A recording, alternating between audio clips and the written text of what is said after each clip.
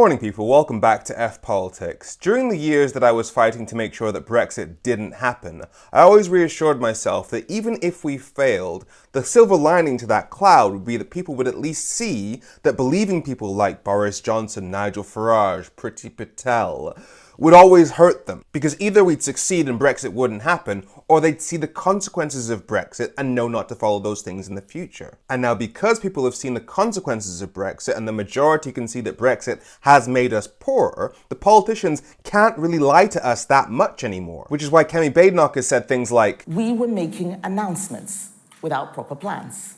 We announced that we would leave the European Union before we had a plan for growth outside the EU." But she wasn't that big of a figure during the years where Brexit was about to happen. Priti Patel, on the other hand, yeah. Hearing this from her, mwah, delicious. You were one of the leading advocates for Vote Leave. Do you think you should apologise? She says that you didn't have a plan. Well, first of all, we had plans around Brexit. You will remember the Withdrawal Act. You will also remember, Laura, as the British people will as well, the British public, the Acts of Parliament that went through because we had to legislate, first of all, to start the Brexit process going forward. But Kemi Badenoch says you didn't have a plan. She's your leader now. She said that the Brexiteers didn't have enough of a plan to make it happen. There's a distinction. There's a distinction between saying we didn't have a plan to actually put in process the legislation that led to the enacting Brexit. So there's a distinction between the two. So in terms of long-term sustainable proposals, Kemi is right to recognise that clearly, you know, wider plans needed to be put in place.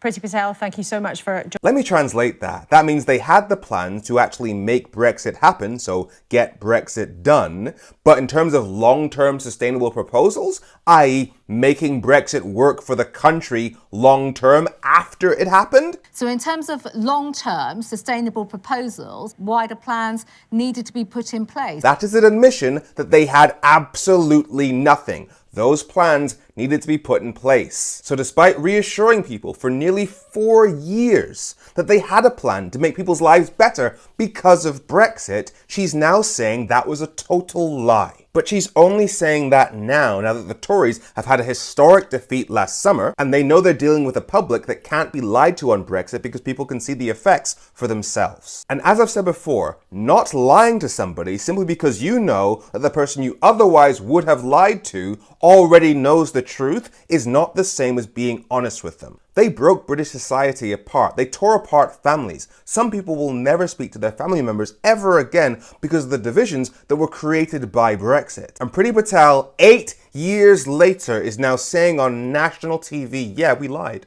There is an existing crime called misconduct in public office, where a public officer, like Priti Patel and the entire administration, acts in a way that betrays the public's trust in them, and that betrayal of trust causes meaningful damage to the country. Tick, tick, and tick. They should be in jail. I'm Femi. Make sure you follow F Politics so politics doesn't F you. Have a great week.